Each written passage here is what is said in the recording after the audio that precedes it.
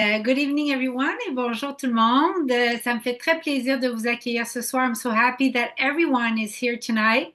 I have the privilege of receiving my own supervisor from the California College of Ayurveda, and her name is Neha Kabra. Welcome, Neha, for this interview. Thank you so much. I'm glad to be here. Donc, Nia mentionne qu'elle est très heureuse d'être ici. Cette entrevue-là va être bilingue et le sujet de ce soir, c'est comment manger de manière raisonnable durant les fêtes. Et vous allez voir, selon l'Ayurveda, plein de conseils pour manger ce que vous voulez durant les fêtes et sans tous les autres inconvénients. Donc, je vais en parler dans quelques minutes. Mais avant, je vais présenter mon invité. So, Nia, before I address the topic of tonight, I just told them that I'm gonna speak a bit on the topic before you go ahead with your questions. I'm Mhm. gonna introduce you properly and share your bio with everyone.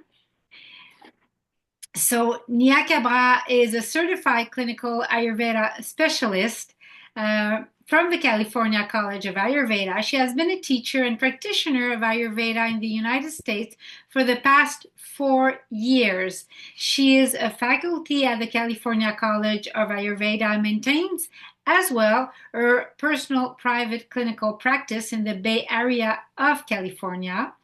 Her main areas of practice are digestive health, women's health, and mental health, along with hormonal health.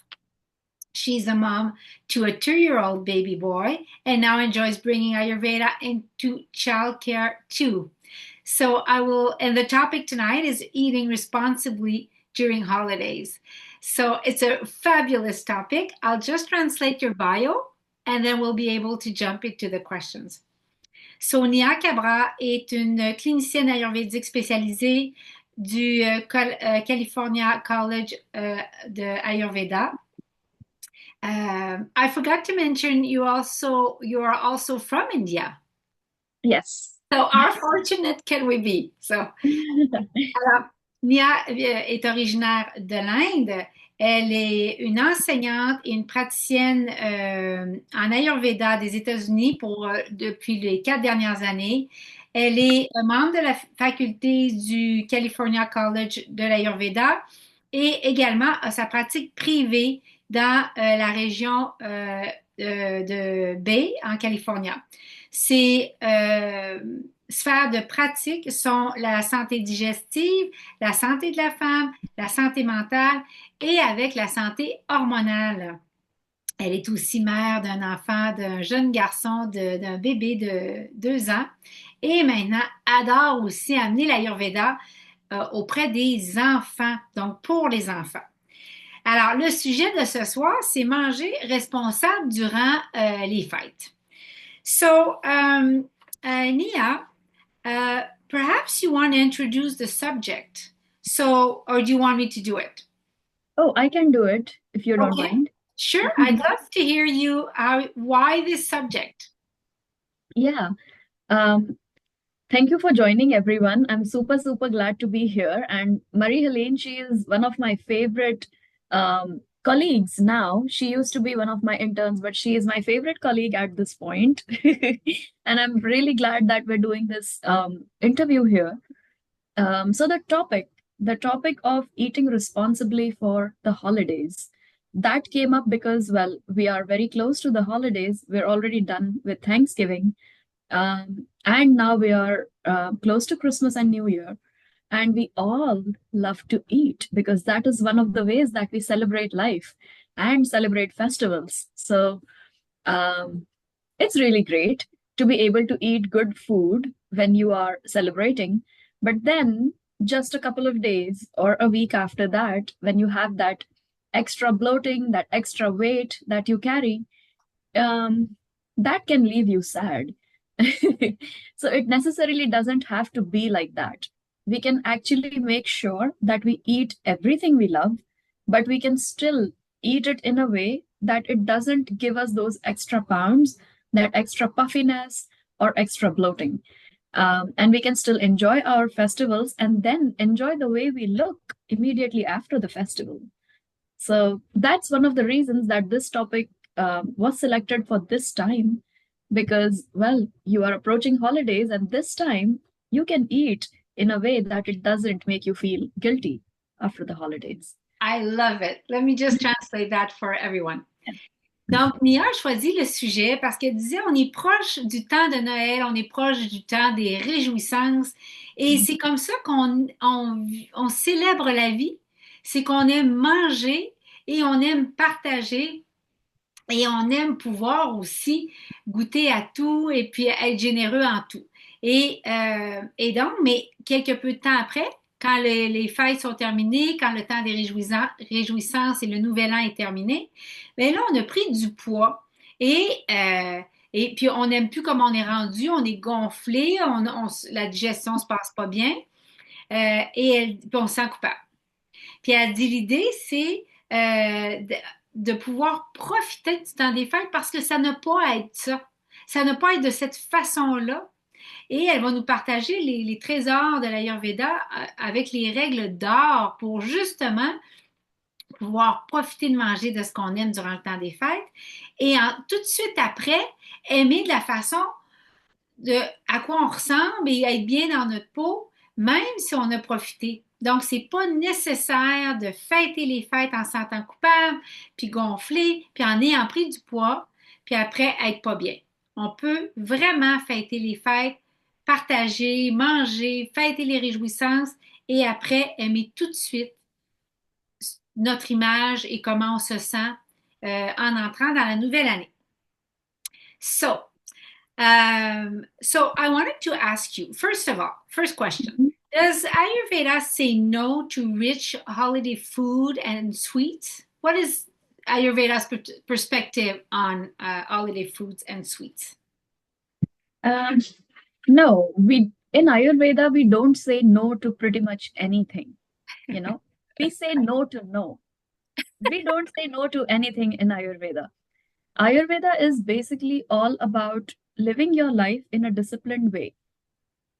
Forget about medicine, forget about Ayurveda being something that treats you. That's a whole different thing. Ayurveda heals you because it is a way of life.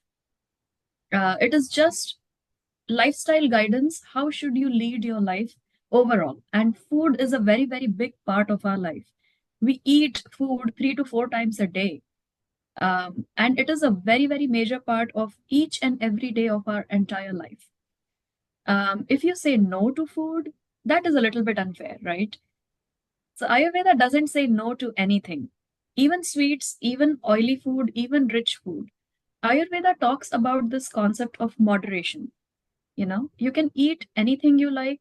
You just make sure that you eat it in the right way, in the right quantity, and at the right time. And then you eat it by pairing it with things that can make it more digestible, and it can help metabolize it. A lot of Ayurvedic medicines, the classical Ayurvedic formulations, the most common one is the Sitopaladi, which is great for respiratory wellness. That has sugar as part of it. It is not just to increase the taste or enhance the taste of the medicine. The sugar is in there because rock sugar, as per Ayurveda, is one of the rasayanas. It helps to make your body strong. It gives your body that rejuvenation factor. So there is nothing like no to sugar, no to sweets, or no to holiday foods. It's about eating it in the right way. Okay, let me translate that. It's so fascinating. I could listen to you for hours. You sing Ayurveda. So, alors, à la question que j'ai posée à Nia, est-ce que l'Ayurveda dit non à la nourriture riche du temps des fêtes et de manger des choses sucrées? Et elle dit, non, en Ayurveda, on dit pas non à rien, on dit non à non. Parce que l'Ayurveda, c'est à propos de la discipline. On dit pas, il y a rien qui est défendu. L'Ayurveda, elle ne te traite pas, elle guérit. Donc, l'Ayurveda, c'est à propos, c'est un style de vie. C'est comment vous vivez votre vie. Et donc, comme on mange 3 à 4 fois par jour, ça serait vraiment pas juste de défendre des aliments. L'idée, c'est d'avoir une discipline et le tout en modération. Donc, la bonne quantité au bon moment. Et en plus, c'est avec quoi que tu vas le manger. Donc, comment tu vas apparier les choses que tu vas manger. Et en passant, une des médecines très connues en Ayurveda, elle a mentionné le nom en sanskrit, j'ai pas bien compris, mais elle expliquait que et c'est pas la seule médecine, il y a différentes médecines, mais qui utilisent en anglais ce qu'on appelle le rock sugar, donc vraiment un sucre qu'on fait les bonbons avec, là, vraiment un sucre, il n'est pas autant transformé qu'ici, donc, mais c'est vraiment un sucre de friandise, si on veut. Et ce sucre-là, mais c'est pas la même chose qu'ici, ce sucre-là est utilisé même dans certains médicaments et ce sont des rasayanas. Ça veut dire que c'est des médecines, c'est des médicaments, en guillemets, qui sont faits à base d'herbes, qui sont faits à base de certaines traditions ayurvédiques et qui ont un effet de rajeunissant sur le système, de restaurateur sur le système. Donc, alors c'est pour dire à quel point l'Ayurveda ne défend pas les aliments et ce n'est pas à propos de contraindre, de restreindre, c'est vraiment à propos d'un style de vie, quand et comment on va les prendre et en modération. Donc, so then, how can you eat holiday treats and still balance your metabolism and your weight? That's a great question. And I think that is the main question and the main topic for today. So I'll keep it a little bit like longer. This answer will be a little bit longer. But yeah, be with me here. You can eat your holiday sweets and your holiday treats in general, even the heavier food, in a way that your digestion is still not compromised. In Ayurveda, we have this concept of digestive fire, and we call it the Agni. We'll go with the digestive fire for right now, so it's easy to understand. This fire is basically what defines the strength of your digestion and the strength of your metabolism. If your fire is good and strong, whatever you eat, it will break down the way it is supposed to, and it will give your body the nutrition it needs. But if your fire is weak, then the food that you give to your system does not break down completely because that fire is weak. And because of that, that food will convert into toxins because it will remain undigested in the system. And that's when problems start happening: bloating, gas, excessive weight, feeling lethargic, feeling lazy. All of those things happen because your food is not completely broken down. So the first thing to take care of is your digestive fire. When you wake up in the morning, and this can be done every single day, not just during the holidays, when you wake up in the morning, have a nice cup of warm water. It does not have to be boiling hot that it hurts your tongue. It just has to be warm. You can add a little bit of ginger in it. You can add a little bit of lemon in it. If you do that, you're basically giving your digestive fire a little bit of stoking. That little bit of help to your digestive fire in the beginning of the day so that you can feed your body the rest of the day and your body will still take care of all the food for you. So that is one great thing that you can do as you wake up in the morning. And then when you have your meals, make sure to eat them slowly. You don't have to gulp everything down like I have 5 minutes to have my lunch today and I'm going to eat everything in 5 minutes. No, you can eat it slowly over 15 minutes and make sure that you're eating a portion size that doesn't make you feel completely full, like so full that I cannot eat another bite. No, you have another meal coming in 3 to 4 hours. So you don't have to eat everything during your breakfast or your lunch. Eat only until you feel comfortable enough, but not super full. That is another way to make sure that, your system gets enough space to digest the food. You don't flood your system with a lot of food in one go. That's another important thing. And when you cook, it's important to add the right kind of spices to your meals, which can help to make your digestion faster and easier. And there are a lot of good spices in Ayurveda And not just Ayurveda, there are so many spices, Italian spices, Mexican spices. All of these are not just to enhance taste, these are also to help with the digestion. So we should use those. And if you're someone who doesn't eat at home but you eat outside, you can still make a little spice mix for yourself and always put that spice mix on your food. So that even if your food is not cooked with those spices, you still get the benefit of those spices so that it can help you metabolize your food. That is another very, very easy tip. And when you eat, immediately after eating, do not have a whole glass of water. Just have like 1 or 2 sips of water to make sure that you feel your mouth is clean enough. It doesn't have to be one whole glass of water. And preferably have that at room temperature, or even better, have it warm, slightly warm. It doesn't have to be hot. That doesn't interfere with your digestive fire.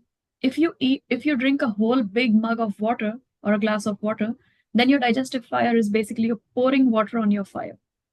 That is going to slow down your digestion. So it's better to minimize that water intake, wait for 20 to 25 minutes, and then have your water after your meal. That is really helpful. If you want to go one step forward, and during holidays, if you're eating something really rich and dense, then you can have your CCFT. This is a really nice formulation. And if you've worked with Marie-Helene here, you will all know about it because this is something we teach all of our clients. Have your cumin, coriander, and fennel tea. These are 3 amazing spices. You just boil a nice tea out of it.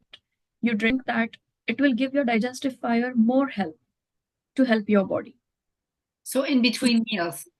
In between your meals, you can sip like 1 or 2 sips of that. Some people are used to having some liquid in between their meals. So you can sip CCFT a little bit, 1 or 2 sips. But it is the best to not have any kind of liquid with food. You can keep it for the end. Yeah. Have a couple of sips of it towards the end. And then, like I said, wait 20-25 minutes and have your whole mug of CCFT. Perfect. At warm temperature or at room temperature. I'll translate that part and then we can keep going. It's good? Yes. It's wonderful. Donc, à la deuxième question, je demandais à Nia, et merci beaucoup de votre patience et votre générosité, tout le monde, avec la traduction. Hein. Il n'y a aucun sous-titre, rien qui existe qui pouvait satisfaire notre besoin en traduction pour le moment. Donc, je demandais comme deuxième question à Nia, comment on peut faire durant les fêtes pour manger ces choses-là qu'on aime tellement, puis quand même équilibrer notre métabolisme et notre poids? Et Nia, elle dit, ça va être le sujet principal de l'exposé ce soir parce que c'est le nerf de la guerre. Donc, alors oui, on peut prendre des choses qui sont là et en Ayurveda, il existe ce concept-là qui est le feu digestif. Donc, imaginez-le un peu comme un feu de camp et vous avez un feu à l'intérieur de vous, un vrai feu qui brûle et qui s'appelle en sanskrit l'agni. Et donc, c'est votre force digestive, votre métabolisme. Et ça va varier selon les doshas. Et ce qu'il faut comprendre, c'est que si vous avez un métabolisme qui est très fort, ben oui, vous allez pouvoir manger, puis ça ne changera rien, puis la nourriture va se défaire au complet et elle va s'éliminer, puis elle va être assimilée. Mais certains d'entre nous, c'est pas le cas. La digestion n'est pas complète, elle est compromise, elle ne se fait pas comme il faut. Et qu'est-ce qui arrive? C'est que c'est comme si elle n'était pas brûlée au complet.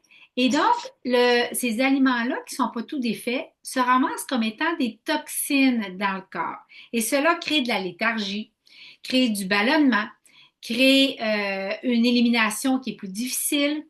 Et donc, alors, la façon de contrecarrer ça, c'est que durant la période des fêtes, une des rituels faciles que vous allez pouvoir mettre en place et qui va vous aider énormément, et nos clients adorent ça, c'est le matin, vous allez vous faire la première chose en vous levant, une eau, pas une eau qui est chaude au point de brûler la langue, mais une eau qui est tiède avec du gingembre et du citron, et vous allez boire ça à jeun. 20 minutes plus tard, vous allez pouvoir continuer avec ce que vous faites d'habitude le matin.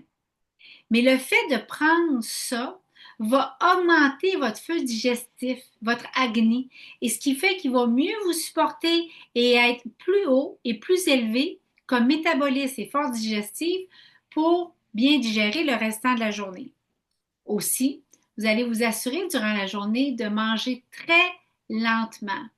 Donc, on dit en Ayurveda de mastiquer jusqu'à temps que le tout ait une consistance égale. Et ça va vraiment mieux se digérer et mieux être assimilé par la suite. Également, Nia mentionnait de manger à 75% de votre capacité. Donc, c'est-à-dire que quand vous allez prendre un repas, vous savez que vous allez remanger d'autres repas. Donc, assurez-vous de ne pas manger en disant je ne suis plus capable d'avaler une bouchée, mais de manger en vous disant il reste encore de l'espace à l'intérieur de moi, je ne suis pas complètement pleine. Pourquoi? Parce que en laissant cet espace-là, ça va mieux pour les enzymes et pour la digestion de faire ce travail-là. Donc, on se dit qu'on va remanger, hein, il va y avoir un autre repas tantôt, et c'est correct de ne pas manger jusqu'à temps d'être pleine. Aussi, vous allez vous assurer quand vous allez cuisiner de mettre des épices à chaque fois. Donc, ça veut dire, il y a plein de belles épices en Ayurveda, mais même dans les cuisines italiennes, les cuisines mexicaines, il y a une raison pour laquelle ces nourritures-là ont des épices associées. C'est pour faciliter la digestion de ces repas-là. Et même quand vous vous déplacez durant le temps des fêtes, Nia suggère de vous faire un petit pot d'épices qui vous conviennent bien, que vous aimez, puis ça peut être même en lien avec votre dosha, et les traîner avec vous, puis vous saupoudrez ça sur tout ce que vous mangez. Ils ne sont pas obligés d'être cuisinés avec pour avoir l'effet sur le système digestif et aider la digestion. Après avoir mangé, vous allez vous assurer, idéalement, on ne boit pas en mangeant, ou très peu. Et si vous êtes pour boire, vous allez vous assurer de boire après le repas, puis juste quelques petites gorgées pour ne pas nuire à la digestion, pour ne pas éteindre ce feu-là qui va vous aider à assimiler et à digérer.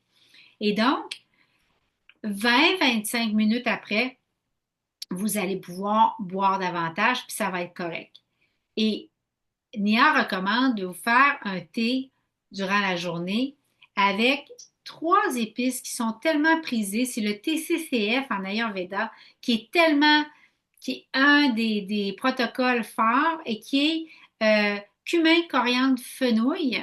Et donc, vous faites juste un bon thé avec ça et vous allez le prendre entre les repas. Pas en mangeant, ça va être vraiment entre les repas. Donc, vous pouvez prendre une gorgée ou deux en mangeant, mais on va attendre 20-25 minutes et là, on va pouvoir en prendre. So, did you want to continue on that question? Do you want to go further? Yeah? Okay, so Yes. let's keep digging. Yeah. Yeah. So, yes. And then once you've had your tea or your CCFT or just, spacing your water by 20 to 25 minutes. Well, we're talking about that. Yay. um, after your meal, it's a good idea to walk 100 steps.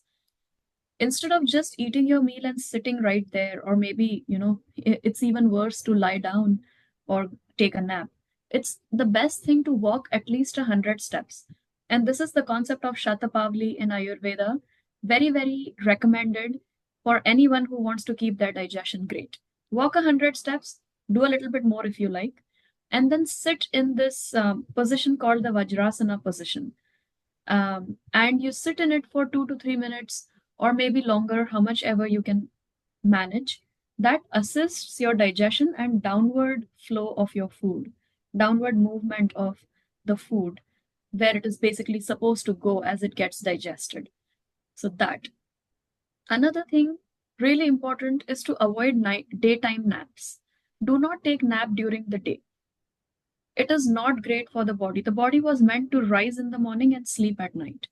This afternoon nap, the need for it only happens when you don't sleep well at night. Try to fix your nighttime sleep. Do not sleep during the day. Another thing, end your day with a mug of warm tea, any warm tea that you like. It can be something like a warm chamomile tea that helps you sleep better just half an hour before your bedtime. Or it can be our simple CCFT. But end your day with something warm that settles you down for the day, and actually it induces good sleep because your body is all warmed up, cozy, and ready to go to bed. And the last thing is to sleep well. These are the 8 rules. Having warm water in the morning, short meals during the day, not overfilling yourself. Third one is adding spices to your meals or keeping a spice mix with you. Fourth rule, not having water with food and spacing your water at least by 20-25 minutes. Fifth rule, walking after a meal and sitting in a Vajrasana position. Fifth is done. Sixth rule, avoiding daytime nap. The seventh rule is ending your day with a warm tea or just plain warm water. And the eighth and the final rule, sleeping well. Sleeping on time and sleeping well. Perfect. So, can I translate? Is it okay? Yes. Yes. Parfait. Donc, Nia a continué ses règles d'or à conserver toute l'année, mais encore plus durant le temps des fêtes, pour une digestion optimale et pour se sentir tellement bien puis gérer son poids. Donc, elle a continué en disant, après le repas, assurez-vous de marcher 100 pas. Donc, ce qui est important, c'est que ça va vous assurer que la digestion se fasse et ça va vous assurer que le métabolisme reste élevé. En fait, c'est la meilleure façon de ne pas accumuler pour les femmes du poids durant la ménopause au niveau du ventre. Et parce que, oui, on peut être assis 10 minutes après le repas, mais 60 minutes après, là, il y a un pic d'insuline qui va arriver et c'est pour ça que l'Ayurveda recommande de marcher 100 pas après le repas. Et donc, également, elle dit de s'asseoir dans la position Vajrasana. Et donc, c'est vous vous asseyez comme sur les talons, vous allez pouvoir les voir en ligne. C'est assis à terre. C'est comme quand on est assis sur les fesses, accroupi, donc sur les genoux puis sur les fesses. Et cette position-là va faire, vous la gardez 3 à 5 minutes et va faciliter le mouvement vers le bas des aliments et pour mieux digérer. Donc, la nourriture va aller plus facilement descendre dans tout l'estomac, puis le petit intestin, le côlon, etc. Donc, l'autre règle, ça va être d'éviter les siestes durant le jour. L'Ayurveda dit la seule raison pour laquelle vous voulez faire des siestes durant le jour, c'est soit d'avoir trop mangé ou évidemment, vous n'avez pas bien dormi. Donc, on va éviter les siestes le jour et à la place, on va régler nos problèmes de sommeil ou si on ne dort pas bien. L'autre, la 7e règle, ça va être à la fin de la journée, de terminer votre journée 30 minutes avant d'aller au lit, soit par un thé cumin, coriandre, fenouil, comme on a parlé, ou encore le thé CCF, ou encore vous allez juste prendre de l'eau tiède. L'eau tiède, en passant, c'est une des meilleures façons d'enlever les toxines, d'en prendre un petit peu toute la journée. Mais là, on va être 30 minutes avant le sommeil, puis on va consommer cette eau tiède-là. Et enfin, la dernière règle, c'est vous assurer de bien dormir. Nia define sleep well. Sleeping well means training your body to fall asleep at the right time, making sure that you dim your lights around 8:30 p.m. and you are in bed by 9:30, preferably with a good book instead of your mobile phone, and making sure that you have your room at a good temperature that makes you feel cozy at night, and you go to bed at the right time without any devices. And then you sleep throughout the night. Even if you wake up in the middle of the night, you try to put yourself back to sleep. You do not open your phone. And that is what I define as sleeping well, and then definitely waking up with the sun in the morning. Thank you. Perfect. Thank you very much. That's going to help a lot of people because, sleeping well can be such open for discussion. It can be a whole different interview, but this is basically what sleeping well means. Exactly. And the thing is, we can talk ourselves into whatever definition suits our moods. Yeah. Yes. Alors, j'ai demandé à Nia, j'ai dit, définis bien dormir. Et Nia a dit, selon l'Ayurveda, évidemment, c'est à partir de 8 heures, on commence à baisser les lumières dans la maison. On commence à les diminuer puis à faire un environnement beaucoup plus propice à une descente puis à un apaisement. Vers 9h, 9h30, idéalement, on serait dans notre chambre, puis on serait avec un bon livre, on serait pas avec notre téléphone, puis on commencerait à être dans une chambre dont la température est bonne et qui nous fait sentir vraiment confortable puis cocon. Et on n'aurait pas évidemment de iPhone puis d'iPad puis pas de technologie. Et on entraîne notre corps à tomber fatigué au même moment durant le soir. Et donc, c'est comme ça qu'on le conditionne en allant toujours au lit à la même heure. Typiquement, c'est vers 10 heures en Ayurveda. Et définitivement, si on se réveille durant la nuit, on ne touche pas au téléphone, on se rendort, on fait de la méditation et on se lève le matin avec le soleil. Donc, let me just repeat the rules in French.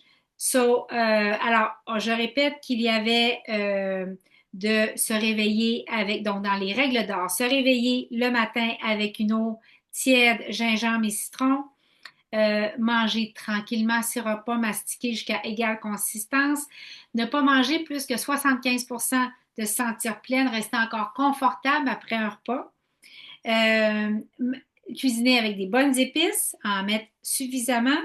Et quand on parle d'épices, on ne veut pas dire manger épicé, hein, vous l'aurez compris.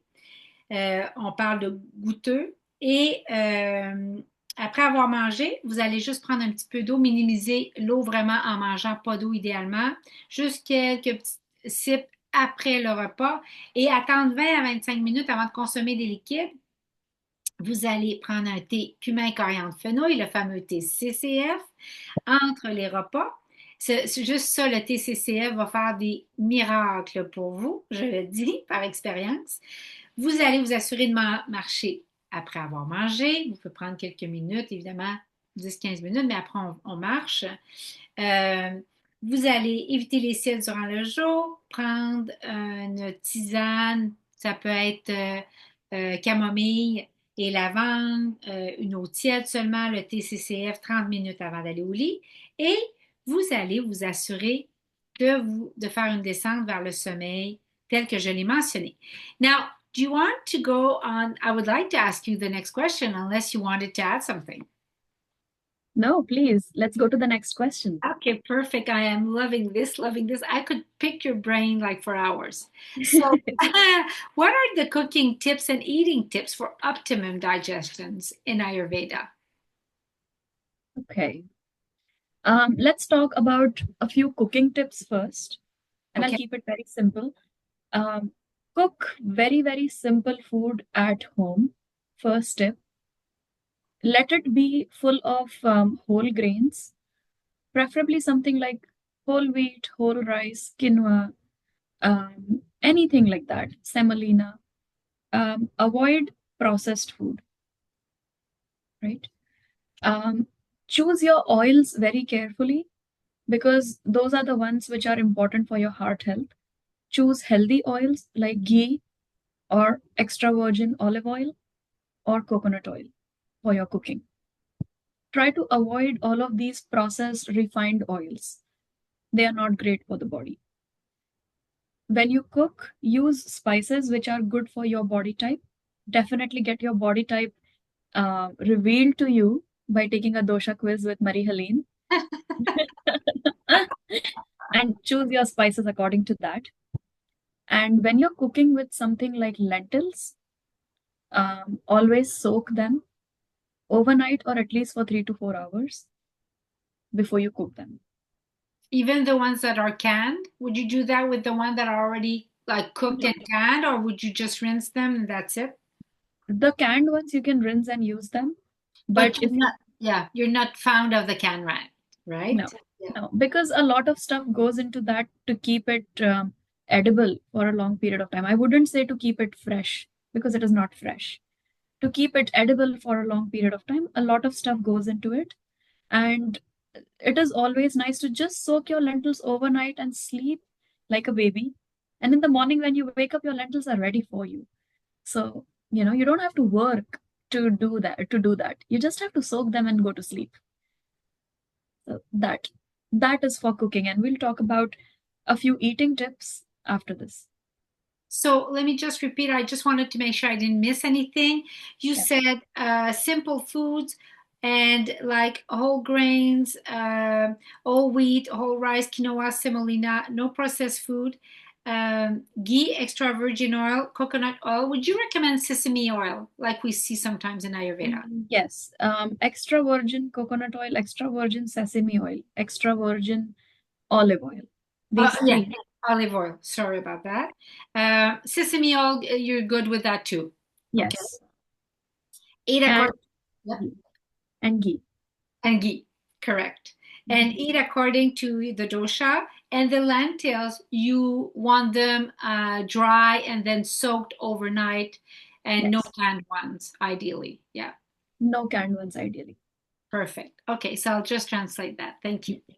So, alors, on va commencer. La troisième question, c'est quoi les trucs de cuisine? Donc, ces astuces pour tout ce qui va être cuisiné durant les fêtes, qu'est-ce qu'on devrait favoriser?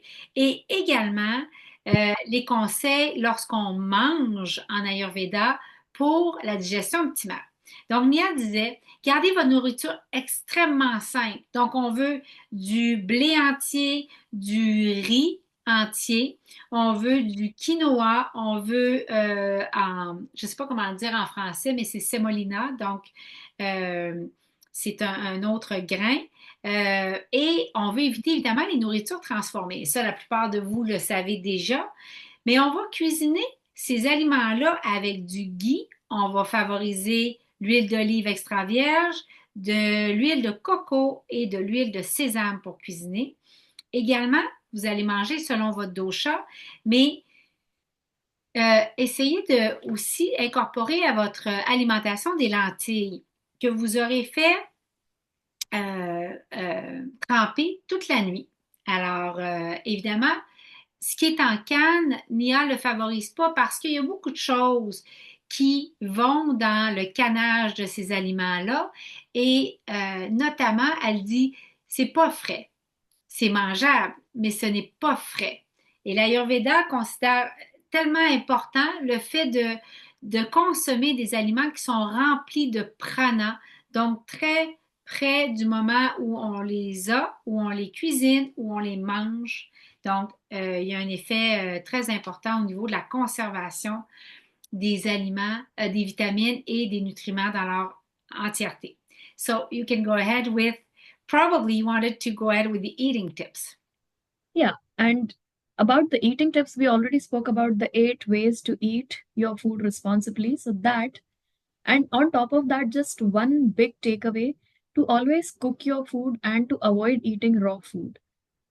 Not going on any extreme diets like just salads or just juices or just smoothies. No.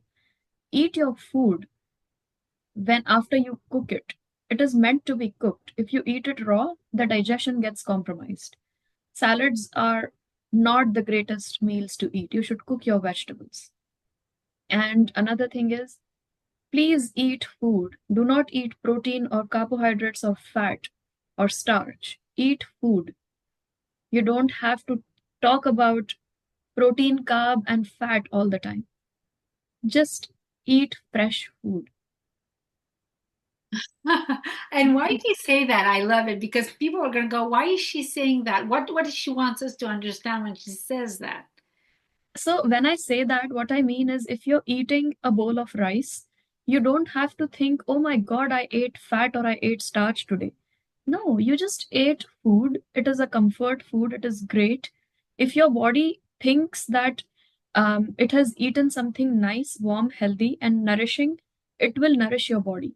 Ayurveda has a very, very strong mind body connection. What you think, your body is going to process it that way for you. And rice is not just fat or starch, rice has protein in it. The ingredient, the content is different, but it does have protein in it. Most of the things that we eat are basically nourishing our body. It doesn't have to be just protein or obsessed with just carb or anything like that. Eat your food, keep it balanced, and it'll be fine. Perfect. Yeah. And if people ask why no salads? Because we because see it so salads, much, you know, we see it so much in the Western yeah, world. Why no salads? why no salads? Because, and you must have seen that salads make people lose weight, and people see that because of eating salads, they stay slim and stuff. It is basically not healthy. It may be slim, but it is not healthy.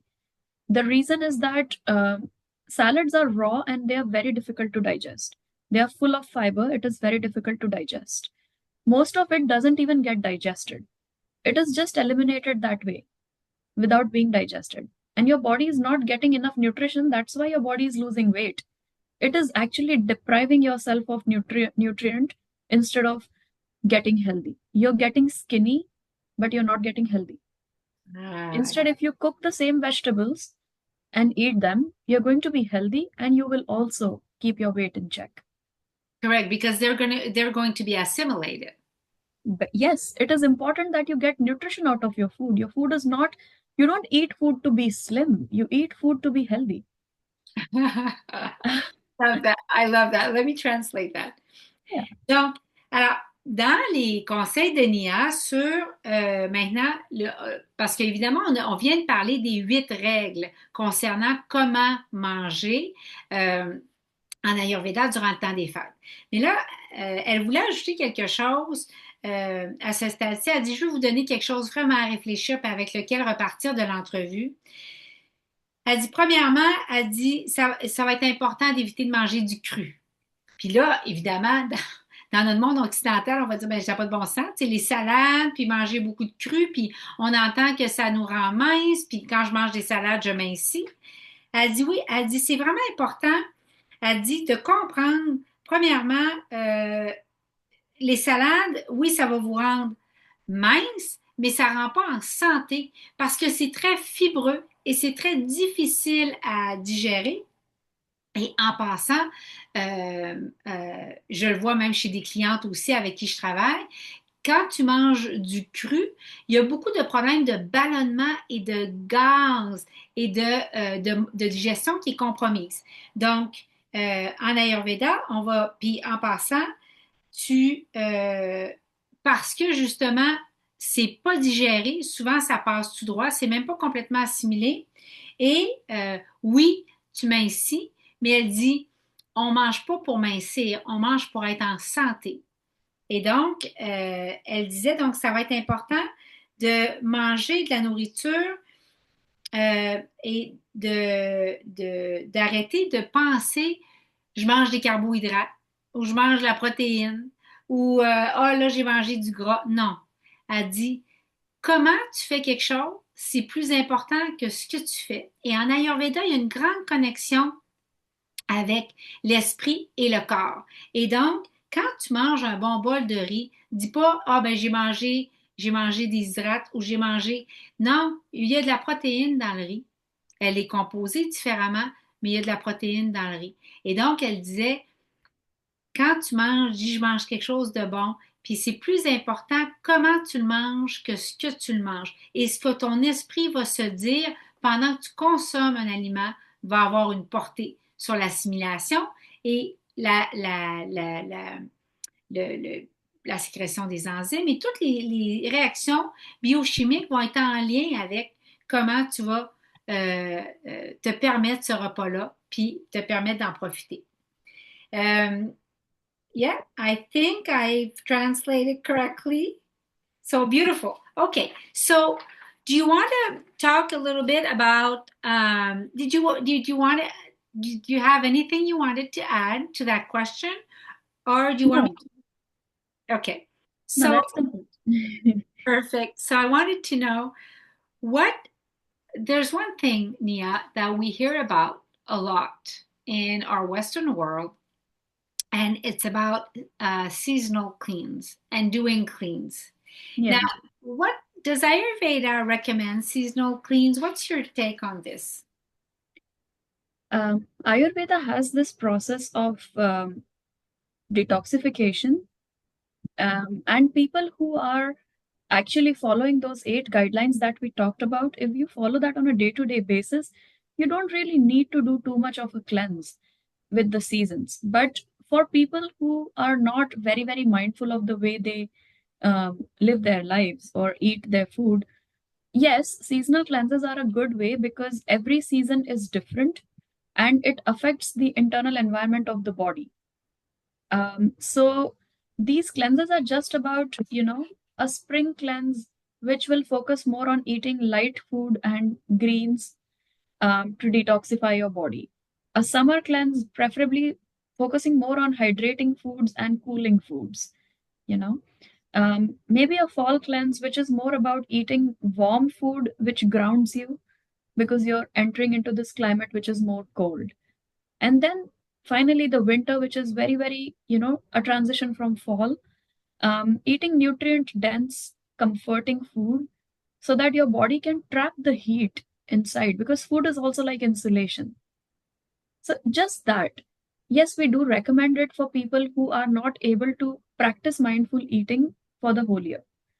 Then you can just do the seasonal eating. I wouldn't call it seasonal cleanse, but seasonal eating. I love it. And so you would do those just before entering the season, correct? Yes. OK. Yes. Alors, je lui ai demandé, j'ai dit en Ayurveda, on entend beaucoup ici dans notre monde occidental de faire des détox, de faire des cleans. Et en Ayurveda, est-ce que ça supporte ça? Quelle est la position de l'Ayurveda? Et elle dit oui, l'Ayurveda va supporter la détoxification. Puis ici, on ne parle pas de panchakarma, là, c'est complètement autre chose. Mais elle va supporter l'Ayurveda, la détoxification. Et quelqu'un qui applique les 8 règles qu'on vient de parler, pas vraiment besoin.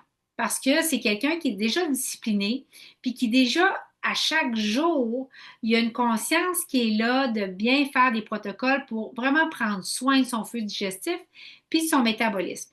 Mais quelqu'un qui a plus de difficultés à être discipliné, oui, alors à ce moment-là, ça va être à propos de, on ne va pas parler de cleans saisonniers, mais on va parler de manger selon la saison et avec la saison. Donc, par exemple, au printemps, Nia mentionnait que on va manger léger et on va manger davantage de verre. À l'été, on va manger de la nourriture qui est hydratante et qui va nous rafraîchir. À l'automne, on va manger de la nourriture qui nous fait sentir enracinés, qui nous fait sentir vraiment plus déposé et plus stable émotionnellement. Et à l'hiver, on va manger avec de la nourriture qui est beaucoup plus lourde typiquement, avec beaucoup plus de, qui est très nourrissante. Pourquoi?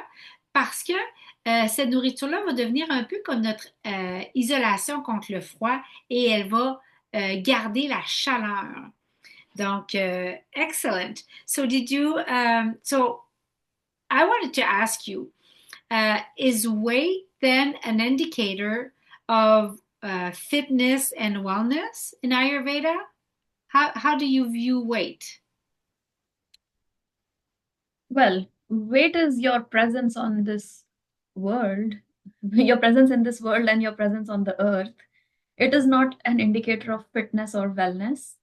A person can be 200 pounds, but if you closely look at the body composition, it could be more, they might have very, very dense mass in their muscles, but they might not have that fat component in their body. They might be very, very fit, very, very, sturdy and fit, and have muscle mass, healthy muscle mass, which is really required for your bones also to have that cushion, and it can be just that. Weight is not an indication of one's wellness or fitness. Generally, people obsess a lot over weight. If you eat right, if you are active, if you are not tired all the time, if you sleep well, and if you're not carrying a lot of excessive flab in your body, if your body is toned enough, but it's not flabby, but you still weigh more, I don't think that that means anything. You're healthy. Beautiful. I love it. And that is just so different than what we hear. And I think what you're conveying is that, hey guys, you're focusing on the wrong thing. Yeah. like you stop looking there, look here, you know. This is what Yeah, I'm doing. Yeah. yeah. One day someone woke up and said, I'm going to start building, liquid diet. I'm going to start building salad diet. And everyone just followed without really understanding what it means. You don't have to torture your body to be healthy. Your body is healthy when you're happy. So have discipline and be happy with what you eat. Weight is not an indication of fitness. I love it. So, Yeah. alors, Nia mentionnait, je lui ai demandé, j'ai dit, est-ce que le poids est une indication en Ayurveda de la santé ou du bien-être ou d'être en forme? Et elle disait, non, c'est pas comme ça qu'on voit ça. On voit que ton poids, c'est le signe, c'est ta présence ici sur Terre. Et on peut avoir quelqu'un puis, puis d'ailleurs, les doshas l'expriment très bien. On peut avoir quelqu'un qui est 200 livres, euh, qui est, que la présence de gras n'est pas nécessairement là, mais on est en présence de plus de muscles, on est en présence d'une densité plus grande. Puis souvent, c'est requis pour faire comme un coussin, une enveloppe pour les os. Et là, elle disait, elle mentionnait, elle dit, c'est vraiment important. Elle dit, si tu n'es pas fatigué tout le temps, si tu es actif, si tu manges bien, tu dors bien, tu es quelqu'un qui est discipliné, sois heureux. Tu n'es pas obligé de torturer ton corps pour arriver à ce bien-être-là et à cette santé-là. Donc, tu sais, on voit plein de diètes ici dans le monde occidental, que ce soit les diètes liquides, que ce soit le paléo, le keto. Là. Est-ce que ça peut être bon pour certaines personnes? Oui. Est-ce que c'est bon pour tout le monde? Non. Et c'est ce que l'Ayurveda soutient, c'est cette unicité-là euh, de chacun, puis selon sa composition. Et donc, on ne peut pas dire c'est le poids et si tu es fit ou pas. Non, c'est dans son entièreté. Est-ce que cette personne-là est heureuse? Est-ce que Nia, je lui disais, on dirait que tu es en train de nous dire, regardez pas là, mais regardez là. Puis, il semble qu'en Occident, trop souvent, on a le focus pas sur la bonne chose. Donc, c'est à propos d'être heureux, c'est à propos d'avoir une discipline qui supporte notre bien-être et d'en profiter et d'avoir une connexion à la nourriture, une connexion au temps des fêtes qui va justement, par ce bien-être-là, favoriser le métabolisme et la digestion. So, anything else you wanted to add, Nia, or the final words, or Well, I would just say that, with your lifestyle and with your food and with your sleep, follow your grandparents' wisdom. Just do what they used to do and do not create unnecessary fuss in your life with all the fads that are out there. It's really very, very simple to live a healthy life. You have to keep it simple. and that's what I was referring to when I was translating, because I've emphasized what I understood you meant, because I said here in the West we're seeing paleo, we're seeing keto, we're seeing, and can it be good for some people? Yes. Is it good for automatically everyone? No. So yeah, so wonderful. I'll translate what you just said. Yeah. And yeah. Alors, Nia disait, c'est très simple, c'est simple. Elle disait, suivez la sagesse de vos grands-parents et juste assurez-vous de manger simplement, de vivre simplement. Et ça va vous porter jusqu'à tout dans la sagesse. Et faites la même chose que vos grands-parents. C'est plus simple que ça. Donc, I want to thank you for this interview. Any final advice for these holidays that are coming, or Well, try to follow these 8 things that we spoke about this time for your holidays. The way you eat, try to eat everything you like and follow these 8 tips and just see how it is different from all the other years that you've had your food during holidays. Just that. And Merry Christmas and happy holidays. I hope they're really happy. They make you, your body, and your mind happy. wonderful. So let me just translate and then I'll say good evening to you. Alors, Nia disait, Ce Noël-ci, puis durant les fêtes, cette fois-ci, essayez donc ces 8 règles-là qu'on vient de vous partager ce soir et mangez tout ce que vous aimez en suivant les 8 règles. Puis donnez-nous des nouvelles. On aimerait beaucoup savoir en quoi ça a été différent cette période des fêtes avec les autres Noëls et les autres périodes de réjouissance que vous avez vécues les autres années. Merci beaucoup de partager cette entrevue et merci d'avoir été avec nous. Nia, I want to thank you from the bottom of my heart. It was a privilege to have you tonight, and I love discussing Ayurveda with you all the time, every time. Thank you so much, Marie-Helene. Likewise, and I'm really glad. I hope you all benefit from the little bit of wisdom that we shared with you today. Thank you very much. Namaste. Have a great evening. Bye. Bye bye. Thank you.